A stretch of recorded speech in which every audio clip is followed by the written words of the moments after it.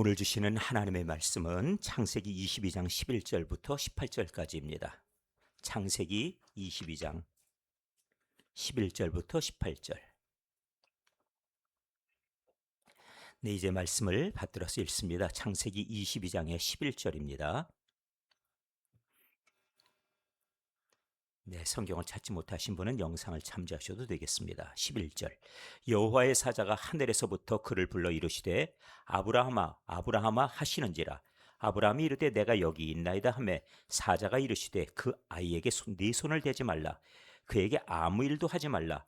내가 내 아들 내 독자까지도 내게 아끼지 아니하였으니 내가 이제야 내가 하나님을 경외하는 줄을 아노라. 아브라함이 눈을 들어 살펴본즉 한 순양이 뒤에 있는데 뿔이 수풀에 걸려 있는지라. 아브라함이 가서 그 수량을 가져다가 아들을 대신하여 번제로 드렸더라. 아브라함이 그 땅 이름을 여호와 이레라 하였으므로 오늘까지 사람들이 이르기를 여호와의 산에서 준비되리라 하더라. 여호와의 사자가 하늘에서부터 두 번째 아브라함을 불러 이르시되 여호와께서 이르시기를 내가 나를 가리켜 맹세하노니 내가 이같이 행하여 네 아들 네 독자도 아끼지 아니하였은즉 내가 네게 큰 복을 주고 네 씨가 크게 번성하여 하늘의 별과 같고 바닷가의 모래와 같게 하리니 네 씨가 그 대적의 성문을 차지하리라. 또 네 씨로 말미암아 천하 만민이 복을 받으리니 이는 내가 나의 말을 준행하였음이니라 하셨다 하니라. 아멘. 네, 오늘 말씀은 얼마 전에 우리가 새벽기도 시간을 통해서 창세기를 저희들이 나누는 가운데 이 말씀을 드리면서 제가 한 가지 전제를 한 바가 있어요. 창세기의 중심, 다시 말해 세상을 창조하시고 다스리시는 하나님, 그 하나님에 대한 신앙, 그 신앙의 핵심 구절이 바로 여기 있습니다 라고 말씀드렸어요. 또 한편으로 우리들이 가져야 될 신앙의 핵심도 여기 있습니다. 구약성경, 신약성경의 중심이 이 구절부터 시작됩니다 하고 전제를 해드렸습니다. 그렇게 중요하다 말씀을 드렸더니 그랬더니 진짜 많이들 오셔서 말씀을 들으셨거든요. 그런데 그 가운데 저를 통해 오는 소식이 목사님 그 얘기 좀 다 듣게 좀 해주세요. 여기 새벽에 나오신 분들만 말고 다 들었으면 좋겠네요. 그러시길래 알겠습니다. 그래서 오늘 원고가 만들어졌습니다. 그런 만큼 기대하고 말씀을 들으시고 주의 깊게 들으시면 좋겠습니다. 왜냐하면 중요하다 하는 것을 전제로 하기 때문이죠. 자, 오늘 본문은 아브라함이라는 사람이 아들을 100세에 낳는 그 기적을 경험한 다음이에요. 실제로 그 아내가 히브리서 11장 11절을 보니까 이미 단산하여서 아들을 낳을 수 없는 지경 중에 하나님이 아들을 주셨답니다. 왜냐하면 하나님은 일부러 그때를 기다려서 그 여인이 아이를 낳지 못한다는 것을 본인이 인정하고 이제는 나는 끝났다. 그러니까 내가 아이를 낳지 못하니까 대신에 내 몸종을 통해 아들을 낳으시오. 그래서 하갈을 통해 아들을 낳아 이스마엘이라 하는 그 아들을 낳았는데 그 이스마엘의 자손들이 지금 아랍 자손들이에요. 아랍 족속들. 그러니까 제가 지금 동화를 말씀드리는 게 아니고 실제하는 역사를 말씀드리는 겁니다. 지금의 아랍 자손의 조상은 바로 이스마엘입니다. 이렇게 태어났지요. 그래서 지금 이슬람권에 있는 모든 이 아랍 자손들도 우리 조상은 아브라함이다 하고 스스로 얘기할 정도지요. 그렇게 말합니다. 그런데 그로부터 14년이 더 지나서 그때 아이를 낳을 수 없었던 여인 사라가 약속대로 아들을 낳습니다. 그 아들이 이삭이고 이삭이 아들 야곱을 낳아 그 이름을 이스라엘이라고 이름을 변경하지요. 그래서 지금 이스라엘 자손들은 그렇게 태어났습니다. 이건 신화가 아니에요. 실제로 존재하는 역사이고 그리고 성경의 얘기는 누가 만들어낸 전설이나 아니면 그 밖에 동화, 허구의 세계가 아니라 실제로 자기들 조상들에 대한 이야기를 민족이 가지고 있는 우리처럼 곰이 쑥 먹었소, 마늘 먹었소, 그리고 나서 호랑이는 못 견디고 도망갔소 이런 신화가 아니라 실제한 역사를 말씀드리는 겁니다. 그래서 아들을 100세에 나눴는데 문제는 하나님께서 어느 날 갑자기 이 아들을 제물로 바치라는 거예요. 내가 지시할 땅으로 가라. 그런데 어디까지 가던가 보니까 모리아 산으로 가랍니다. 이 모리아 산에 사흘을 걸어가는데 이 아버지의 입장에서는 아무래도 고민이 좀 있었을 겁니다. 내가 내 아들을 어떻게 이걸 내 손으로 제물을 만들어 바칠 수가 있나? 특별히 하나님이 바치라는 제사 방식은 제일 먼저 아들을 칼로 목을 찔러서 피를 내야 돼요. 그러니까 이게 짐승을 제사할 때 방식인데 그 아들을 어떻게 그게 가능한가? 그 다음은 가죽을 벗겨요. 짐승의 가죽. 지금도 이스라엘에서는 이 제사를 합니다. 그러니까 이 방식으로 한다는 거죠. 그 다음에는 살을 다 각을 뜬다는 것으로 발라냅니다. 그리고 그걸 살을 다 태워서 드리는 거예요. 그러니까 이건 인간적으로도 이럴 수가 없지요. 그러니 머릿속에 갈등과 고민이 있었을 거예요. 그리고 내가 이 아들을 이렇게 해서 죽이고 제물로 바치면 하나님은 어떻게 내 후손들을 통해서 복 주신다고 하는 그 약속을 이룰 수가 있는가 하고 아무리 생각해도 답이 안 나왔을 거예요. 그런데 아브라함은 답을 갖고 있었습니다. 어떤 답인가요? 하나님은 말씀하시면 그 말씀을 지키신다는 거예요. 그 약속을 지키신다는 거죠. 그러니까 이 산에 도착해서 하인들, 종들 두 사람을 남겨놓고 그리고 나서 아들과 함께 제사를 위해서 나무를 지게 하고 불을 가지고 산의 꼭대기로 향해 올라가게 되는데 가면서 종들에게 우리가 가서 여호와께 예배하고 함께 돌아오리라 이렇게 말을 합니다. 아니 제사를 드리기 위해서 아들을 죽여서 제사할 것인데 함께 돌아온다고요? 그것은 아브라함의 믿음의 고백이에요. 왜 그렇습니까? 함께 돌아온다는 얘기는 나는 제사하지만 하나님이 이 아들을 통해 자손 주신다 그랬으면 그건 하나님께서 이 아들을 다시 살려내셔야 돼 라고 하는 당위성을 얘기하는 거예요. 왜? 하나님은 모순될 수가 없으니까. 이 아들을 통해서 자손을 하늘의 별처럼 바닷가의 모래처럼 많게 한다 그랬으면은 그 약속은 하나님이 스스로 하신 약속이니까 그 약속을 지키려면 이 아들을 살려내시는 것도 누구 몫이에요? 하나님 몫이에요. 바치라는 것도 하나님이라면 무슨 나는 그런 거 생각 안 해. 하나님이 이 아들도 분명히 내가 낳을 수 없는 지경 중에서 못 낳습니다. 그리고 나서 하갈을 통해 아들을 낳았더니 하나님은 그것을 가지고 노여하시고 왜 그렇게 했느냐? 나는 전능하다. 너는 내 앞에서 행하여 완전하라. 이렇게 책망하셨다면 하나님도 완전하신 하나님, 전능하신 하나님이라면 그래 내가 하나님이 말씀하신 대로 나는 제물로 드립니다. 그런데 하나님은 이제 이 아들을 살려내서 다시 나에게 주셔야지 이 아들을 통해 후손이 있게 될 겁니다. 이런 믿음을 가지고서 올라가요. 그러니 아들이 올라가면서 아버지 다 준비됐는데 다 제사 준비됐는데 제물은 어디 있어요? 걱정 마라 하나님이 알아서 준비하실 거야. 이러고 데리고 올라가선 불문곡지 꼭대기 모리아산에 올라가서 그 아들을 그냥 묶어요. 나무 펼쳐놓고 그게 묶습니다. 이건 무슨 얘기예요? 아들을 잡아서 죽이겠다는 뜻 아닙니까? 근데 이삭은 힘으로 보면 아버지를 갖다 능히 이길 것 같은데 이 젊은 아들이 그냥 묶입니다. 왜 그러냐면은 여기에서 한 가지 뜻이 들어있어요.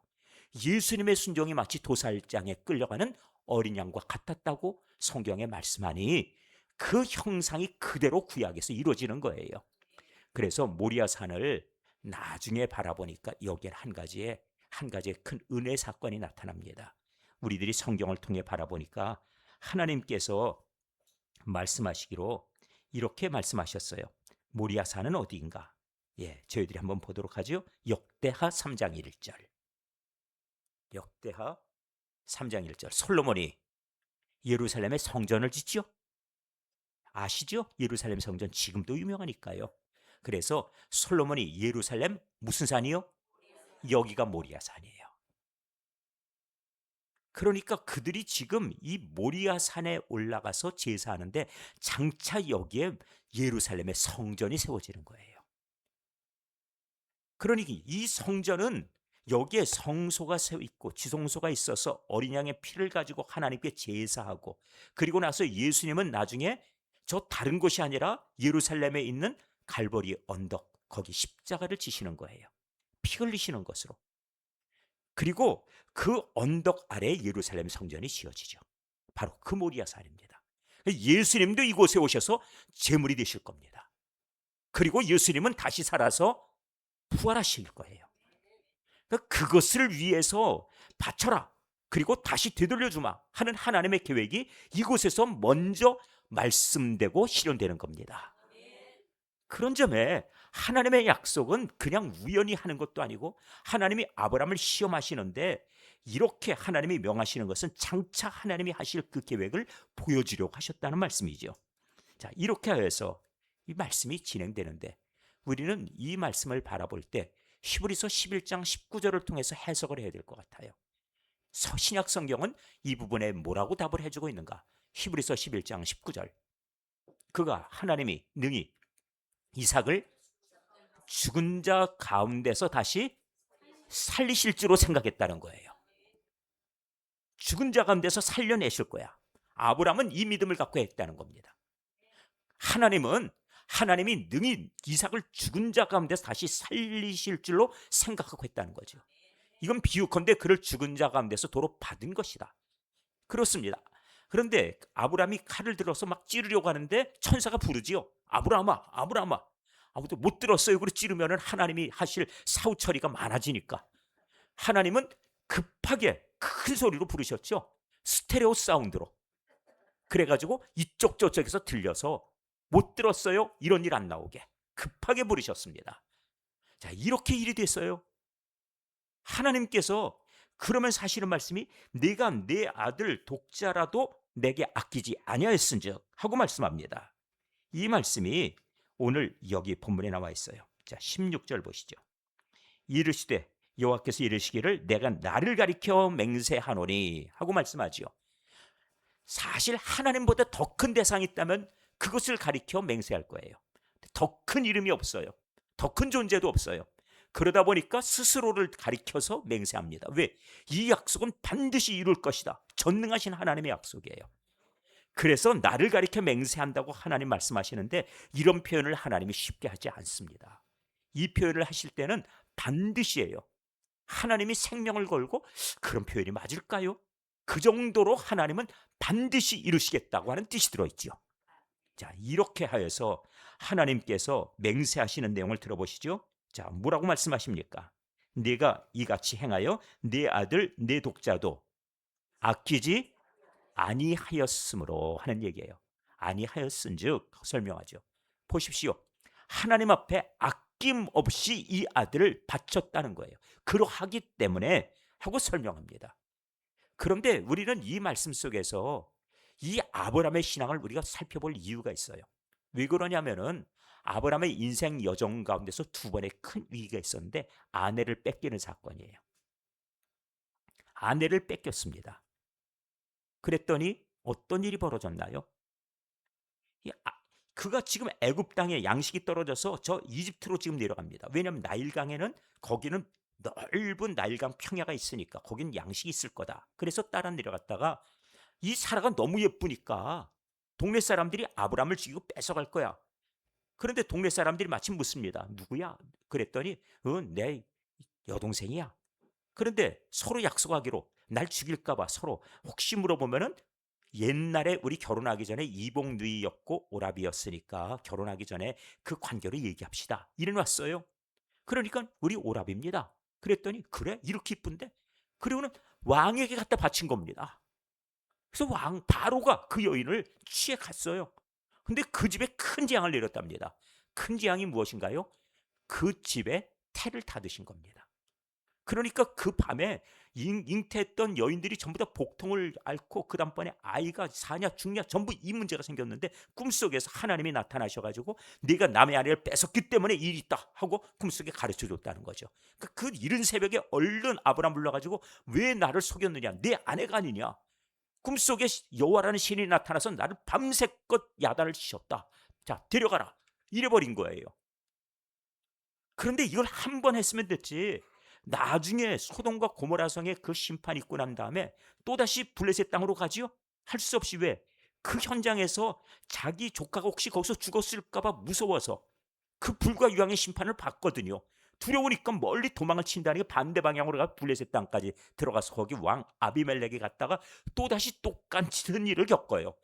그랬더니 성경에 뭐라고 기록되어 있습니까? 또 아내를 뺏겼지요? 누구라고 얘기했습니까? 여동생이라 그랬고 우리 오라비라 서로 말 맞춰서 얘기했는데 또 한 번 잘못하고 한 번 이 낭패를 겪었으면 정신 차려야 될 터인데 그냥 가서 똑같이 얘기했다 또 아내를 뺏겨요. 이걸 뭐라 부르냐? 갑돌이 증후군이라 부릅니다. 갑돌이 증후군 아십니까? 자기 아내가 사랑한단 말도 못하고 연애하다가 말고, 그래서는 이 어느 날 갑자기 집에서 갑순이 너 사귀는 사람 있냐 그런데 대답도 못해요. 그런데 사귀자는 얘기도 못하니까 뭐라고 얘기합니까? 선보고 이 집에 시집가라 해버렸죠. 그 갑순이가 시집가 버리니까 갑돌이는 어떻게 해요? 달 보고 울어야죠. 이게 갑돌이 돼버린 겁니다. 아브라함이. 어쩌다가 이걸 두 번 겪어요. 자기 아내를 뺏겨서. 그런데 그 밤에 어떤 일이 또 생겼다고요? 하나님께서 아비멜렉의 집에 모든 태를 닫으셨다. 그건 멸망이에요. 멸망이에요. 후대가 없어진다는 것. 특별히 왕궁에 왕손들이 없어진다는 것은 그건 멸망입니다. 그런데 하나님께서 또 책망하셨죠.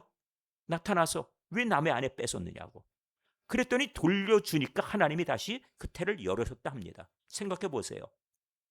이 사라를 통해서 아브라함이 아이를 낳아야 되는데 지금 아비멜렉이나 바로에게 빼앗겨서 바로의 아이 낳고 아비멜렉의 아이를 낳으면은 아브라함의 자손이 존재할 수 있습니까? 하나님의 약속이 더 이상 지속될 수 있나요? 불가능하죠. 그러니 하나님의 약속을 지키기 위해서 급하게 개입하신 거예요. 아브라함의 불순종, 하나님께 묻지 않고 맘대로 행한 그 일에 대해 하나님이 개입하셔서 되돌려 주시는 거예요. 또 하나, 그 사라가 지금 마찬가지로 그들의 아이를 낳아버리면 아브라함의 자손이 없지요. 이렇게 돼버리니까 하나님이 대신 그 집안의 아이들 태를 닫으심으로 하여서 너희에게 멸망이 있을 것이라. 왜? 하나님의 언약을 하나님이, 전능하신 하나님이 지키셔야 되니까. 이것 때문에 하나님이 일을 하신 겁니다. 이 엄청난 일을 지금 아브라함은 두 번을 경험했어요. 그러니까 내가 지금 내 아내 뺏기면 나는 후손들 없다. 이제 나는 끝이다. 난 죽었다. 마찬가지로 내 자손들도 존재할 수 없다. 이렇게 됐지요. 그런데 이 아들을 하나님이 다시 아브라함아, 아브라함아 부르셔서 내가 받았다 그러시면서 되돌려 주셨어요. 이걸 뭐라고 해석했습니까?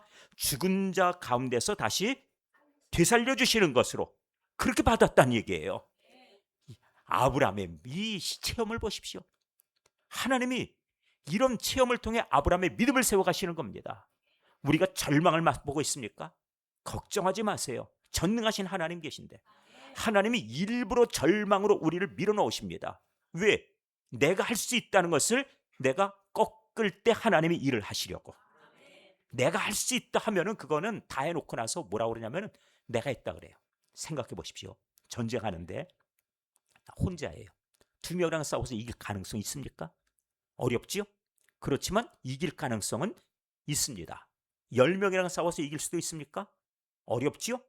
불가능할 겁니다. 그러나 1%의 확률이 있어요. 전술을 잘 쓰고 지형지물을 이용하고 그래서 이겼어요. 누가 이겼다 할 겁니까? 내가 이겼다. 1%만 가능성이 있어도 내가 이겼다 할 거예요. 내 능력으로 그렇게 할 겁니다. 그런데 10,000명이랑 싸워서 이길 가능성은 있습니까? 이젠 없어요? 그러면 나중에 그런데 이상해요. 나중에 보니까 이겼어요. 누가 그럼 했다고 해주실 겁니까? 하나님이. 그 불가능하게 만드시는 거예요. 우리 아시지만 기드온 얘기를 혹시 아십니까? 하나님이 일부러 300명만 남겨놓고 그리고 나서 싸우게 하시는데 그런데 그 군사들 그 밤에 죽은 군사 그 밤에 13만을 죽이는데 그건 내가 죽였다고 어찌하겠어요. 하나님이 하시는 거죠. 그래서 하나님이 하신다는 게 중요한 거예요. 우리들은 우리 힘으로 한 것이 아닌데 나중에 보면은 원인을 우리에게 찾으려고 해요. 자꾸 그런 습관이 있습니다. 우리 대한민국이 지금 기적을 이뤘다고 그러지요. 그런데 전 세계에서 대한민국을 바라보면서 경이롭게 바라봅니다. 누가 한 거예요? 하나님이 하신 거예요. 우리는 알아요. 왜? 다른 나라는 아무도 못해요. 이렇게 망한 나라, 세계에서 정말 가장 가난한 나라의 그 랭킹에 꼽히던 나라, 그 나라가 이렇게 잘 사는 나라 됐다고? 이거는 기적이고 이건 사람이 하는 일이 아니에요. 그런데 뭐라고 얘기하냐면은 이거는 우리의 인적 자원이 훌륭해서 그래. 그리고 전 초등학교 때 배웠어요. 대한민국의 발전은 이것을 이루게 된 근거는 우리에게 무슨 자원 때문이냐? 1, 2, 3, 4. 그래서 인적 자원을 찾아서 동그라미를 치면 정답. 그렇게 배웠어요. 여러분도 그렇게 배우셨습니까? 인적 자원 정답 아닙니다. 북녘 땅에도 똑같은 인적 자원이 있어요. 그런데 그 인적 자원들은 왜 망한 나라가 돼 있고 우리의 인적 자원은 왜 기적을 이룬 나라가 되어 있습니까? 하나님이 해주신 거예요. 자, 6.25 사변 때 우리나라 공산화되지 않은 것, 이거는 우리 힘? 그러면 8.15 때 우리가 일본의 그 모든 강압에서 벗어나게 되고 독립하게 된 것, 누구 힘? 독립군 때문이요? 아닙니다. 아니에요. 아니면 뛰어난 인재 때문에? 일본이 약해져서? 아닙니다. 하나님께서 개입하셔서 무너뜨리신 거죠. 일본이 어느 날 착한 마음 먹어서? 그것도 아닙니다. 그러니까 우리 역사는 우리 힘으로 할 수 없는 것들을 하나님이 증명하시고 그 일을 이루신다는 거예요. 그것을 아는 것을 믿음이라 부르는 겁니다.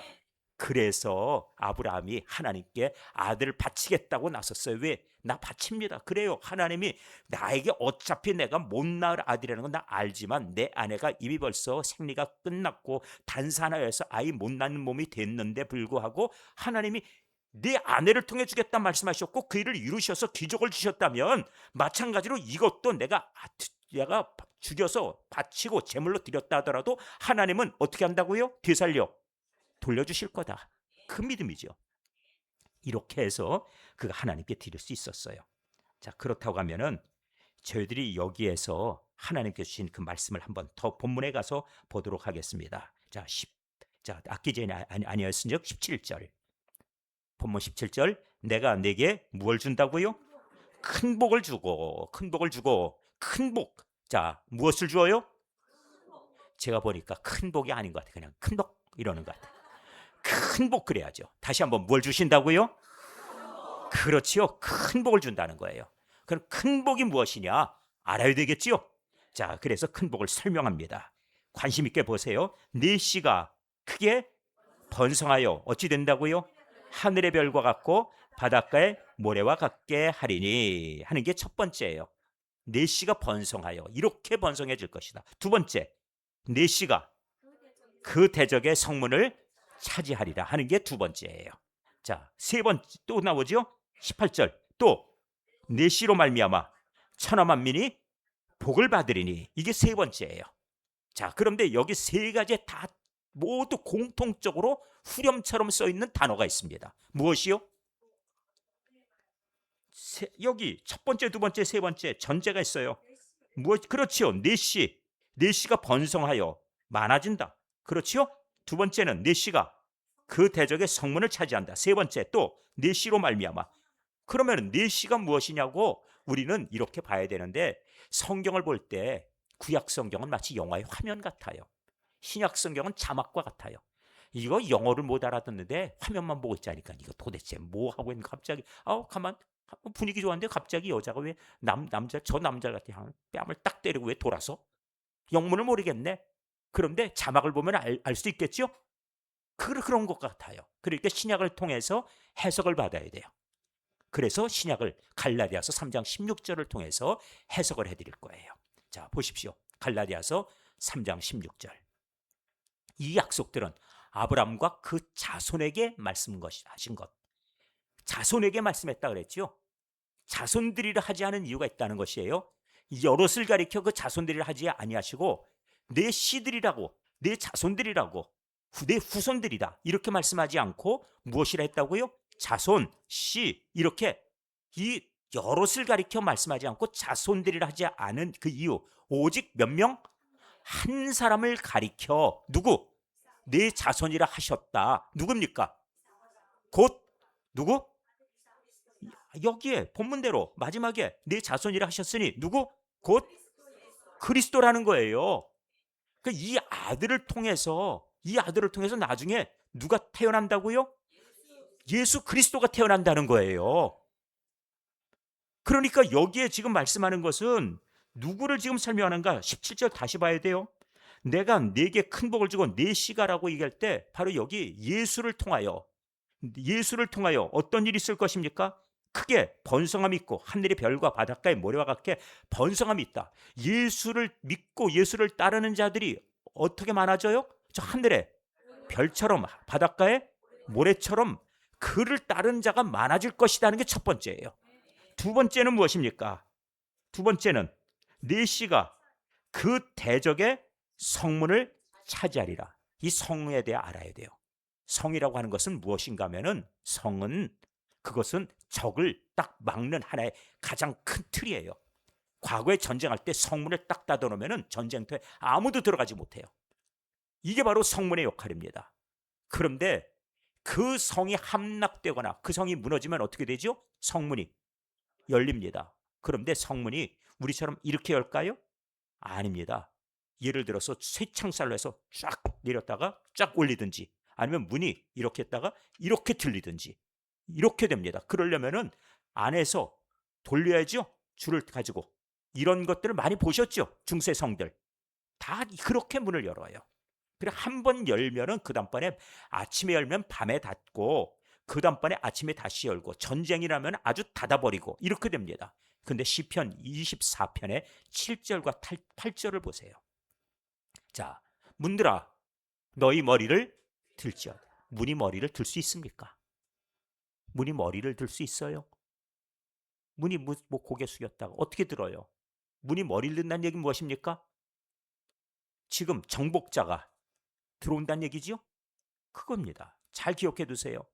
정복자가 들어오니까 영원한 문은 무엇입니까? 영원한 문은 바로 죽음입니다. 죽음의 문. 이건 아무도 이길 수 없어요. 이 권세는. 그러니까 죽음의 문은 딱 우리를 갖다가 딱 막아놓고 너희는 못 이겨. 죽음은 못 이겨. 이렇게 딱 우리를 막았어요. 우리 인생의 마지막에 이걸 하려고 하는데요. 죽음이 딱 다가오면 더 이상 그 권세를 이길 수가 없어요. 아무도 죽음의 권세를 이길 수 없어요. 그렇죠? 마치 견고한 성문과 같습니다. 그런데 이 성문을 깨뜨리고 이 문을 열 자가 있습니다. 누군가요? 예수님이에요. 다시 말해서 부활하셔서 먼저 첫 열매가 되어주시고 본을 보여주셨어요. 그 다음번에 우리에게 죽음의 권세를 이길 수 있는 권세를 주시는 겁니다. 그러니까 왕이 먼저 문을 열어서 그 다음번에 그가 들어가시면 우리도 따라 들어가야 되겠지요. 그러면은 그리스도 앞에서 이 영원한 문이 들릴 거예요. 이것이 바로 문을 든다는 얘기입니다. 자, 그래서 문들아 너희 머리를 들지어다. 죽음의 문, 사망의 문, 우리에게를 절망케 하는 이 어둠의 문, 모두 이 문들이 어떻게 된다고요? 문이 들릴지어다. 왜 들립니까? 영광의 왕이 들어가시기 때문이다. 8절 보세요. 8절. 영광의 왕은 누구시냐? 누구십니까? 강하고 능한 자, 정복한이라는 것이에요. 강하고 능한 여호와시다. 전쟁에 능한 여호와께서 이 어둠의 이 권세, 죽음의 권세를 이기고 승리하셔서 예수 그리스도를 통해서 이기실 것을 계획하시고 그 일을 실행하신다는 거예요. 이게 바로 우리에게 주신 약속입니다. 메시 누구인가요? 예수님이었어요. 그 언약이 이삭을 바친 것으로 하여서 그 언약이 확정됐다는 얘기입니다. 얼마나 귀한 일입니까? 자, 이제 우리는 예수님을 통해서 꿈을 꿔야 됩니다. 어떤 꿈을 꿔요? 예수님을 통해 세상이 변화되는 것처럼 우리도 함께 꿈을 꿔야 됩니다. 그 꿈은 교회가 이 세상에 빛을 발하는 것이에요. 우리 어린 시절 1960년대 60년대를 제 전체를 다 살아봤어요. 그런데 그때 살아보니까 50년대 40년은 더 말할 나이도 없죠. 1940년대 후반에 우리 발전소가 북한의 수풍 발전소, 장진강, 허천강, 부정강 발전소 이렇게 있었거든요. 남쪽엔 발전소가 없어요. 전기를 거기서부터 받아가지고 공급했는데 이게 김일성이 갑자기 48년도인가 딱 전기를 다 끊어버렸습니다. 그리고 전기를 안 줘요. 그때부터 힘들었습니다. 그리고 저는 50년대는 잘 모르겠습니다만 60년대 보니까 때때로 전기가 깜빡깜빡하다 자꾸 나가요. 그래서 양초를 찾아가지고 촛불 켜고 전기 다시 들어올 때 기다리고. 자, 기억들 있으시죠? 그렇게 살았습니다. 근데 우리나라에 전기가 들어올 수 있도록 역할해 준 사람이 있어요. 누군가? 정근모 박사입니다. 알고 계신가요? 이 사람을 기억할 필요가 있어요. 저 정근모. 저 사람이 머리가 뛰어난 수재였습니다. 다시 말해서 그 당시에 우리 전쟁 끝나고 1950년대 후반 60년대 들어서서 참 그때 공부하기 힘든 과정 가운데 전국 중학교 입학 시험에서 전국 수석을 한 사람이에요. 그래서 경기중학교에 들어갔죠. 경기고등학교 1학년 때 학교를 자퇴하고 뭘 했냐면은 검정고시 검정고시를 봤어요. 합격을 해서 고등학교 1학년 때 서울대학교 물리학과에 들어가 버립니다. 고등학교 1학년 학생이 머리가 워낙 뛰어나니까. 그래서 여기 또 있다가 이제 그 다음번에는 석사를 어디로 가던가 보니까 미시간 주립대학으로 가요. 그리고 23살에 응용 물리학과 박사가 됩니다. 여러분 잘 아시는 대로 MIT라는 MIT 공대라고 유명한 대학이죠. 매사추세츠 공과대학인가 봐요. 여기서 박사학위를 받아요. 이거 아주 뛰어난 수재예요. 그래서 프린스턴의 핵융합 연구소 여기를 거쳐서 그래서 박사학위를 받습니다. 그 뉴욕 공대에 부교수로 있어요. 그리고 플리즈마 연구소장이라고 하는 그 이 자리에서 그가 미국에서 알아주는 인재로서 일을 하게 됐습니다. 근데 그의 고민이 있어요. 무엇인가 하면 미국은 이렇게 발전하는데 나는 여기에서 지금 원자력을 공부하고 핵융합을 공부하고 그러고 있는데 대한민국은 멀었거든요. 고민합니다. 하버드의 그 행정대학원에서 그가 후진국에서의 두뇌 유출을 막는 정책수단이라고 하는 논문을 씁니다. 그리고 나라에 제출해서 그래서는 우리나라의 1966년도 그때 키스트라고 하는 한국과학기술연구소가 세워져요. 그런데 이때 그가 미국의 존슨 대통령하고 얘기해서 저 일들 추진하는 일에 박정희 대통령하고 얘기해서 저것을 세웠어요. 우리나라의 앞으로 미래는 기술이요. 언제 가발 팔아가지고 돈 벌어? 그랬어요. 그래가지고 기술, 자동차 한 대를 팔면은 그럼 우리나라 이 아가씨들의 머리 100만 명의 머리카락 파는 것. 그래갖고 버는 돈하고 비슷할 텐데 자동차 몇 대만 팔아도 그런 지경이니까 기술을 팔아야지 그거 팔아서 되겠습니까? 그래서 저걸 세워놨는데 그런데 대학원 과정을 세워야 되는데 카이스라고 하는 대학원을 세우기 위해서 또다시 요청합니다. 우리나라에 200만 달러만 주세요. 이번에 과학 인재를 600만 달러를 달라고 요청했는데 600만 달러 주시오. 그래서 한국 과학 인재 육성 계획을 가지고 찾아갑니다. 그래서 프레드릭 터먼이라고 하는 이 과학 대학원에 이 박사를 통해서 검증을 하게 해요.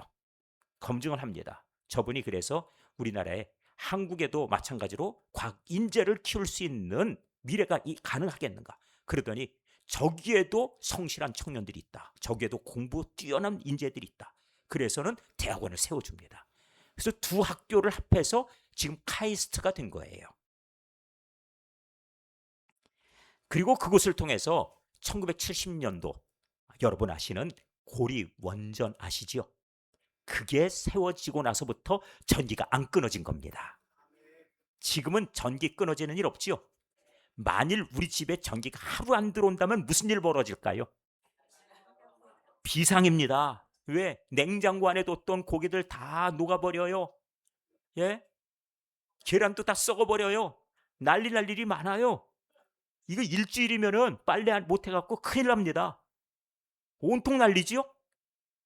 우리나라에 이렇게 전기가 들어오게 된 이 과정이 바로 저 한 사람이 대한민국에 바로 여기에 이 후진국에서 두뇌 유출을 막기 위한 이 정책 수단은 무엇이냐? 거기에도 학교를 세워야 되고 거기도 인재를 교육시켜야 되고 그러면서 이런 것들이 이루어져야 된다고 할 때 그런 것들이 받아들여져서 여기에서 이런 학교를 세우도록 나라에서 지원해주고 바로 그런 일들이 있었기 때문에 가능했던 거예요.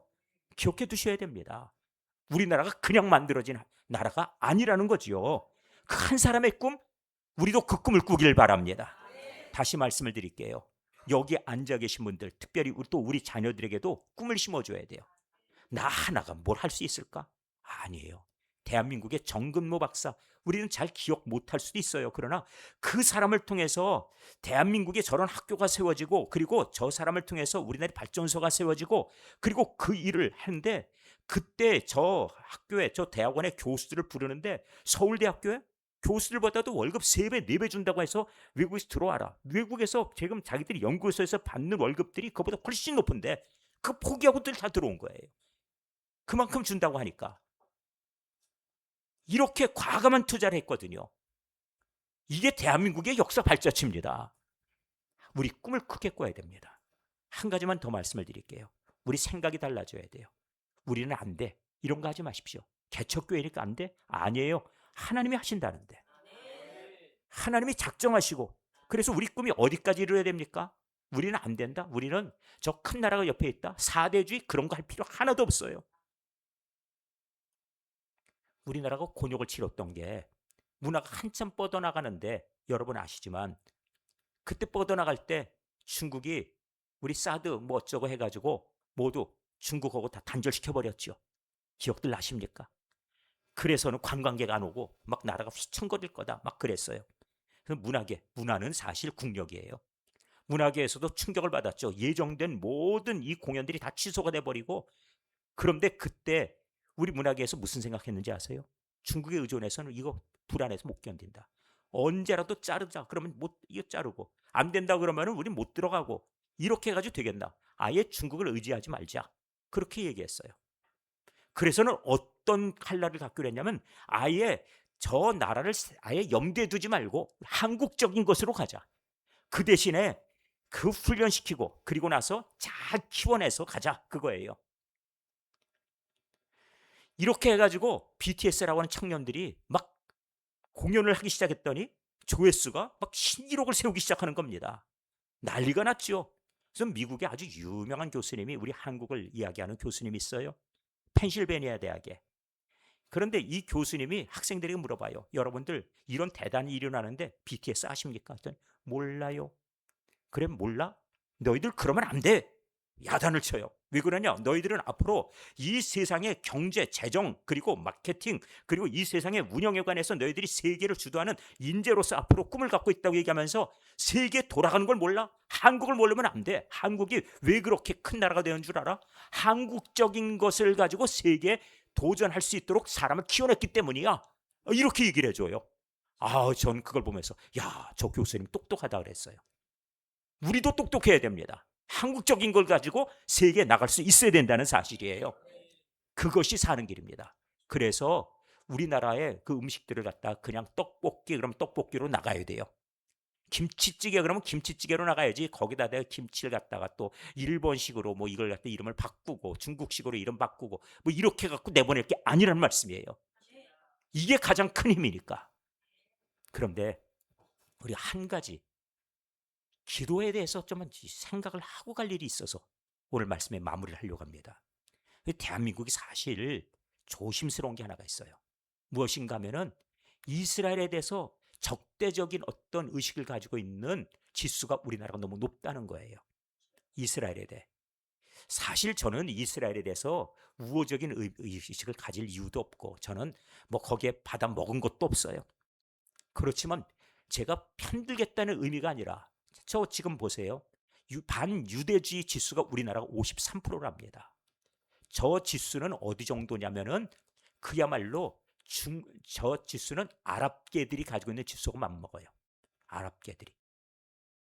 그 정도로 우리나라 아시아에선 최고로 가장 이스라엘에 적대적이라는 거예요. 일본이 23%, 중국이 20% 정도니까. 그러니까 중국도 사실 이스라엘하고 사이가 안 좋아요. 그런데 20인데 우리는 53. 대단하죠? 이스라엘 그럼 무조건 싫어. 이게 이 정도 같다는 거예요. 그래서 이번에 전쟁도 그냥 트럼프 그냥 거기다가 또 저기다 뭐 네타냐후 이러면서 무조건 저들은 왜 전쟁을 일으켜가지고 이렇게 말을 해요. 그런데 조금 더 알아봐야 됩니다. 왜냐하면 지금 저 연구소가 전 세계 이것을 수집하는 이유가 있어요. 전 세계 경제를 누가 끌어가요? 유태인들이에요. 그래서 우리나라 경제를 갖다 옥죄일 수 있는 근거가 되고 있기 때문에 두려운 거예요. 이걸 하나 우리 염두에 두고 보도록 합니다. 우리가 바라보니까 한 가지 잊고 있는 게 있어요. 전쟁이 그 두 사람이 일으켰나? 그건 아니에요.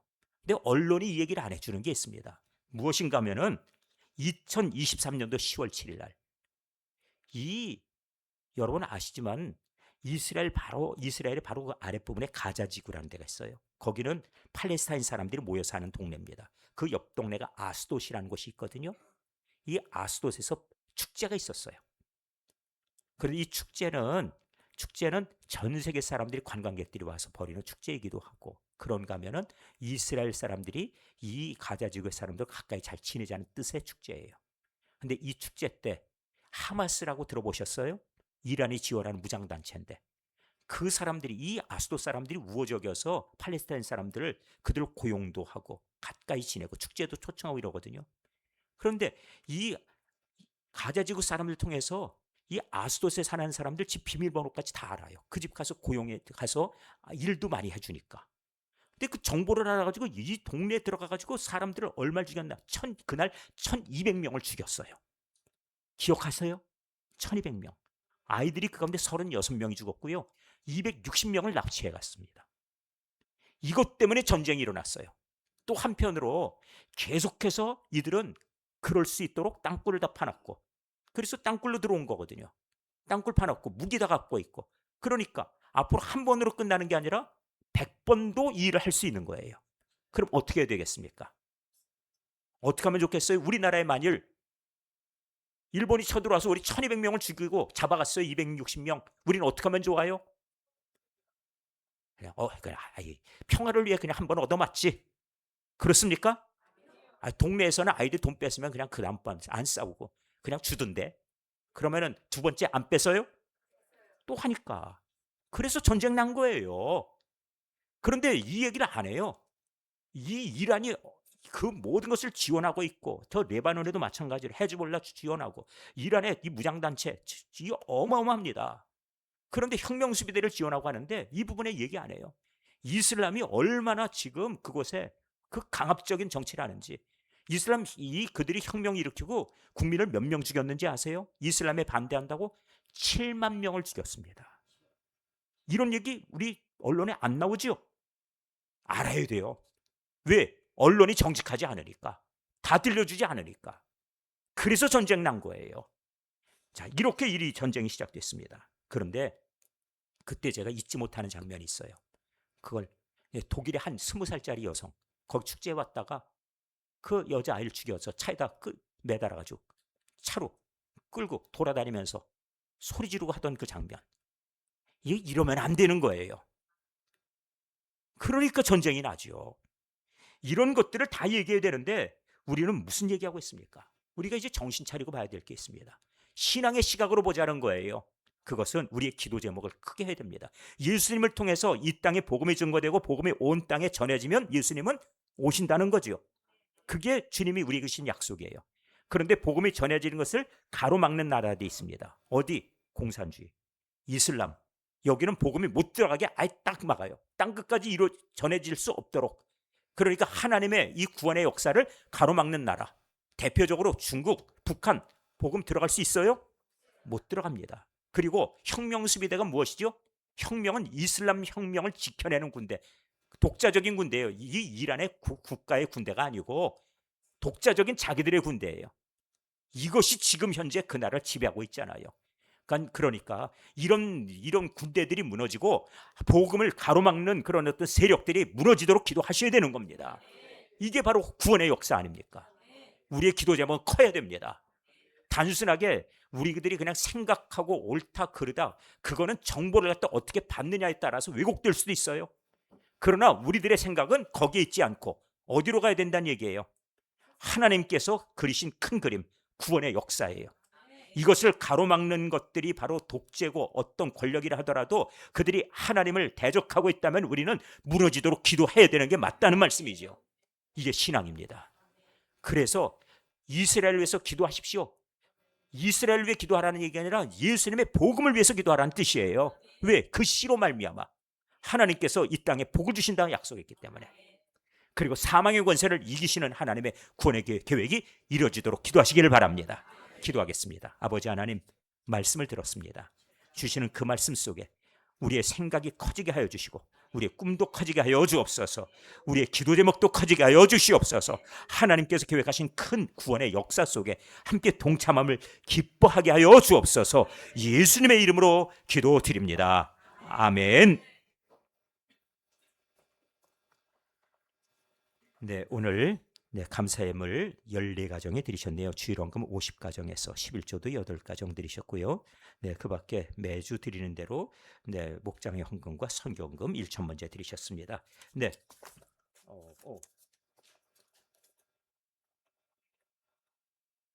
기도 제목 말씀드립니다. 아가페 공동체 소풍 이번 주 가게 되는데요. 안전하고 즐거운 소풍될 수 있도록 예물을 찬조하여 드립니다. 김성현 권사님께서 네, 우리 교회 행사 우리 아가페 공동체 이번 주 화요일 날 소풍 위해서 후원하는 헌금 드리셨습니다. 하나님 아버지 지금까지 지켜주신 하나님 감사합니다. 헌신하고 봉사할 수 있게 힘과 능력 주시옵소서. 황보숙 권사님, 네, 오늘 황보숙 권사님 아마 자녀들이 하시는 것 같은데 권사님, 네, 권사님의 그 자녀들의 가진 생각이 어머니 생신 맞이해서 잔치를 열었으면 좋겠습니다. 그래서 오늘 식사 대접을 하십니다. 그러니까 오늘은 네, 잔치다. 그냥 그렇게 마음을 먹고 올라가셔서 같이 음식을 드시면 좋겠어요. 같이 축하하시면서요. 네, 오늘 이렇게 또 귀한 예물도 드리셨습니다. 주님 항상 주의 길을 인도하시어 늘 말씀으로 살게 하시면 감사합니다. 김동선 집사님, 이병주 권사님, 사랑봉사단 모든 활동이 주님 원하신 대로 뜻하신 대로 이루어질 수 있게 인도하여 주심 감사드립니다. 김대옥 집사님, 예, 김점래 권사님도 살아계신 하나님 감사합니다. 예물 드리셨네요. 윤금자 권사님도 예, 그리고 예배 드리게 해주셔서 감사합니다. 김도윤 어린이, 우리 어린이들 이렇게 또 매주마다 이렇게 감사 예물 드립니다. 네, 효건 어린이도 그리고 저희 가정에서도 마찬가지로 감사합니다. 예물을 드렸습니다. 네, 이렇게 기도드리겠습니다. 하나님, 우리 예물을 기쁘게 받으심을 믿습니다. 이 예물 안에 함께 있는 사랑과 정성도 받아주시고 주님을 향한 사랑도 함께 받아 주시옵소서. 믿음으로 드리오니 이 예물 안에 우리의 담겨 있는 믿음 그리고 정성 그리고 주님을 향한 사랑도 함께 받아 주셔서 우리가 이 세상 살아가는 가운데 주님께 감사하는 마음을 하나님께 산 제물로 받으시고 우리 삶을 받아주실 때 기뻐하심에 따르게 하옵소서. 우리가 세상을 살아가오니 이 세상에 필요한 것도 공급하시는 아버지의 사랑으로 보여주시고 우리가 또한 하늘의 신령한 꿈을 꾸고 또 사모하오니 주님 그 신령한 복도 함께 베풀어 주시옵소서. 모든 것 기쁘게 받으심을 믿고 감사드리오며 예수 그리스도의 이름으로 기도하옵나이다. 아멘. 예, 가지고 계신 교회 생활 도와주시죠. 네, 오늘 처음 나오신 분들을 환영합니다. 네, 두 번째 차량 수요 조사를 합니다. 새벽 기도회, 수요 기도회, 심야 기도회 출석 원하시는데 혹시라도 차량 운행이 원활치 않아서 오기가 참 어렵습니다 하시는 분들이 있거든. 네, 우리 예배위원들에게 말씀을 해주세요. 교육자들에게 말씀하시면 더 좋습니다. 그러면 저희들이 가능한 한 차가 연결이 될 수 있도록 최선을 다해서 알아봐서 말씀을 드리도록 할 겁니다. 다음 주에는 또 차량 또 제공하실 수 있는 분들을 저희들이 광고를 통해 알아볼 터이니까요. 그래서 지금도 우리 교회가 지금 새벽 기도회나 수요 심야 기도회 인원이 꽤 많이 나오시지만 나오고 싶은데 못 나와요 하시는 분들이 있거든요. 그분들에 대해서 저희들이 어떻게든지 네, 함께 보살펴 드리려 합니다. 네, 말씀해 주시면 네, 저희들 파악하여서 확인하는 대로 도와드리도록 연결을 힘써 보겠습니다. 네, 우리 노인대학 소풍이 이번 주 화요일입니다. 10시까지죠? 10시까지 오셔서 버스 탑승이죠. 어디냐면은 여기 우리 교회 옆에 큰 대로 박혜성 산부인과 건너편에 버스 대는 자리 아마 아실 거예요. 거기서 타시면 되고요. 네, 송도로 가게 되는데 예, 바닷가에 한 번 더 나가 보시고 또 점심 식사는 송도 차이나타운에 가셔서 네, 여기 네, 정식으로 저희들이 잘 주문을 해놨으니까 이미 말씀을 드렸으니까 더 말씀 안 드릴게요. 그리고 네, 노인대학에 지금 여기 오시는 분들 인원 그리고 또 가고자 하시는 분들은 누구라도 다 좋습니다만 그러나 소풍만 오려고 하는 사람은 데리고 오지 마세요. 네, 1년에 2번만. 네, 제가 보건대는 그렇게 사는 사람들이 있더라고요. 보니까 얼마 전에 와서 소풍 날짜 묻고 가시는 분들이 있었는데 그분들은 보니까 소풍만 가려고 그래요. 그래서 그런 분들은 억지로 오시지 않아도 된다. 네, 아예 우리 노인대학에 참여하겠다라고 하는 의지가 있거든 오라 이렇게 하셔야 됩니다. 지난번에 우리가 무료로 갑니다 그랬더니 한꺼번에 신청했던 분이 갑자기 20여 명에서 50명을 확 넘어가 버리는데 네, 그 다음번에 제가 생각한 것이 이 노인대학에서 요청 온 것이 회비를 10,000원씩이라 받아야 됩니다. 이렇게 요청이 오기도 하고 그래서 진행하는 방식을 바꿨다는 것 말씀을 드립니다. 아동부의 소풍이 이번 주 토요일이에요. 9시에 양주 두리랜드로 갑니다. 우리 교회학교 어린이들 우리들이 즐거운 한날을 위해서 소풍 간다는 것 기억하시고 우리들 자녀들 보내주시기 바랍니다. 내년도에 우리가 필리핀 우리 선교지 가게 됩니다. 선교지는 이미 벌써 저희들이 잘 갖춰져 있고, 그리고 이 모든 가서 프로그램도 잘 정비가 되어 있습니다. 가고자 하시는 분들 신청을 저희들이 이미 받았고요. 30명, 지금 28명을 받았는데 두 분이 가겠다고 대답을 했는데, 네, 제가 그분들한테 지난주에 그래서 저희도 가면 안 돼요 그러길래, 가실 수는 있지만은 회비 납부부터 하시는 분들로 뭐 우선입니다. 그렇게 얘기했어요. 그러니까 이번 달부터 한 달에 5만 원씩, 네, 이렇게 내시면 됩니다. 그래서 내년 6월까지 내시고 가게 되는데 70만 원이에요. 지금 필리핀 왕복 비행기표가 70만 원입니다, 현재.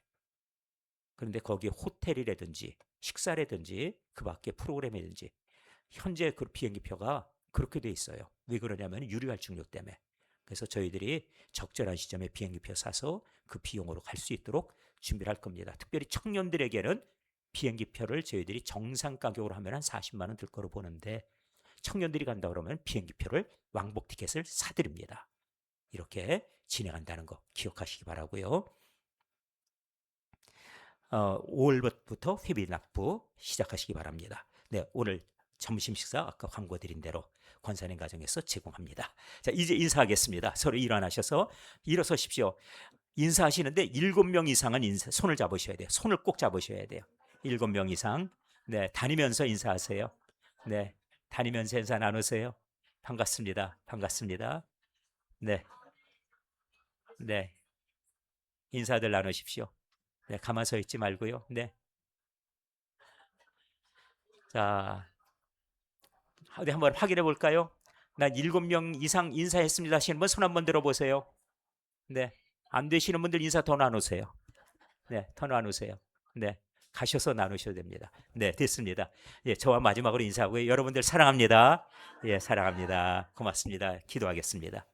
이제는 교회를 세우시고 교회 머리 되신 우리 주님 예수 그리스도의 은혜와 온 세상을 창조하시며 다스리사 그 안에 구원의 계획을 온전히 이루어주신 우리 아버지 하나님의 크신 사랑과 우리 안에 함께 계셔서 우리를 붙들어 주시고 우리를 인도해 주시며 선한 길로 우리를 항상 동행하여 주시는 성령님의 교통하시며 인도하시며 그 충만하심이 오늘 주님 전에 나와 예배하는 사랑하는 모든 초대교회 성도들, 우리 초대 가족들 위해 이제로부터 영원히 함께하여 주옵시기를 간절히 축원하옵나이다. 아멘.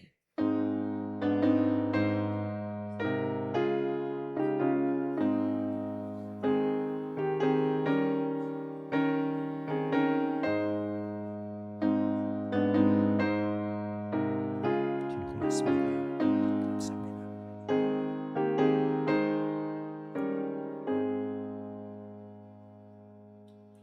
네, 예배를 마치겠습니다. 1층으로 올라가셔서 함께 식사하면서 교제들 나누시기 바랍니다.